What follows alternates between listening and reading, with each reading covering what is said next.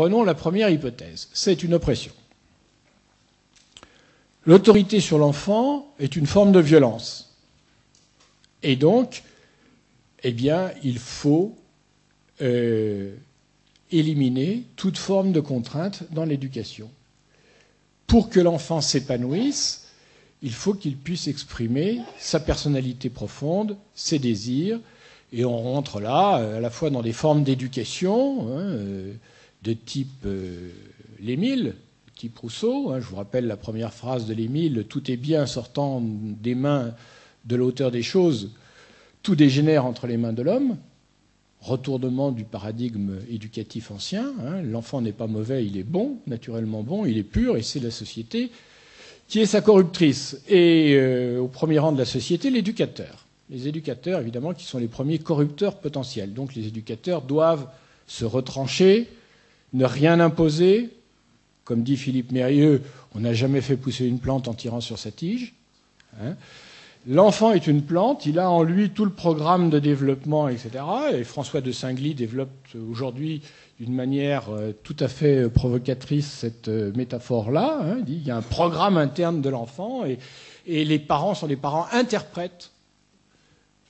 Ils n'ont rien à transmettre, ils doivent interpréter ce qui est là dans l'enfant, le potentiel, en gestation, et faire en sorte que, voilà, ce bon, là, ces ressources encore inépanouies, encore virtuelles, eh bien, accèdent à la réalité. Et le rôle du maître d'école, sans doute, également. Oui, mais, objection pratique, l'enfant qui refuse d'apprendre, l'enfant violent, ça existe. Comment faire? Alors, le vrai éducateur libéral, celui qui va au bout de libéralisme éducatif, c'est-à-dire, en l'occurrence, Neil, Libres enfants de Summerhill, répond dans une interview, moi j'ai eu à Summerhill un certain nombre d'enfants qui n'ont jamais voulu apprendre. Ils ont refusé d'aller en classe et libre à eux de refuser. Et donc, voilà. Et que sont-ils devenus? Ils ont eu des carrières tout à fait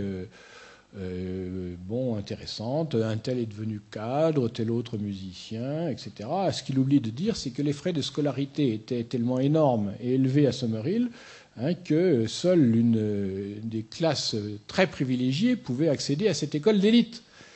Et que sans doute ces enfants avaient d'autres ressources familiales et sociales pour apprendre et pour se socialiser. Bien. En revanche, d'autres qui ont fait la même expérience avec des élèves des classes sociales les plus défavorisées, je fais référence à une autre expérience qui est celle du maître camarade, comme on l'appelait, des communautés éducatives de Hambourg dans les années 20, mouvement anarcho-syndicaliste, anarchiste, se sont heurtés à d'autres difficultés et ont été obligés d'arrêter l'expérience parce que ce libéralisme total, éducatif total, a abouti à la création chez les élèves de bandes délinquantes. Voilà. Donc, que faire de l'enfant qui refuse d'apprendre, de l'enfant violent? Eh bien, tous ces pédagogues, tous ces éducateurs, tous ces théoriciens sont obligés de faire une deuxième hypothèse. Et le mérite de François de Singly aujourd'hui est d'assumer cette seconde hypothèse qui n'est pas toujours assumée, qui est la nature bonne de l'enfant.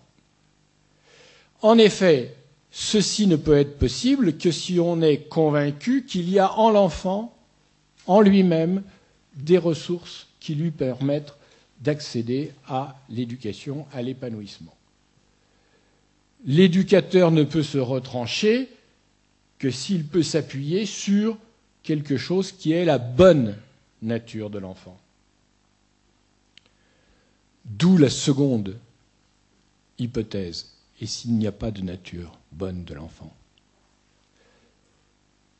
Et s'il n'y a pas, nous dit Hannah Arendt, et c'est elle qui nous dévoile donc la possibilité de dépasser ce paradigme rousseauiste, et si l'accès à l'humanité n'est pas une affaire de nature? S'il n'y avait pas de nature humaine, Et évidemment, dans les années 50 où elle écrit, on a fait l'expérience des enfants sauvages.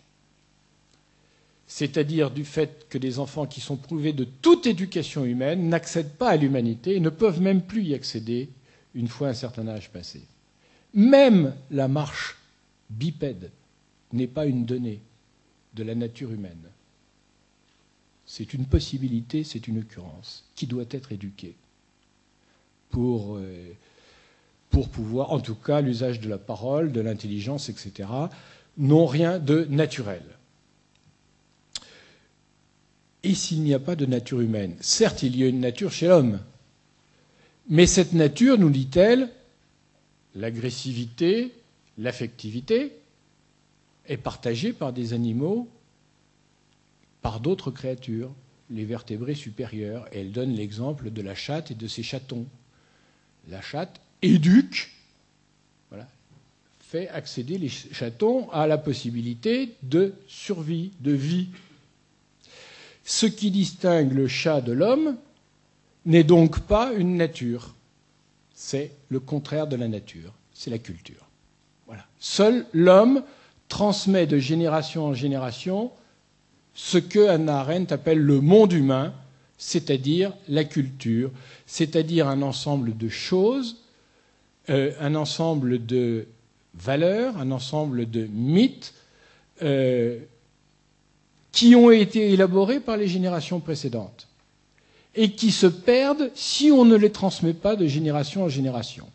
Et donc, on accède à une nouvelle définition de l'éducation. L'éducation, c'est la transmission intergénérationnelle de la culture. C'est donc pas la maîtrise d'une nature mauvaise ou la préservation d'une nature bonne. Ce qui renvoie évidemment là à une autre conception de l'autorité. Hannah Arendt nous dit, dans ces conditions, l'autorité éducative n'est rien d'autre que la responsabilité des adultes sur les enfants.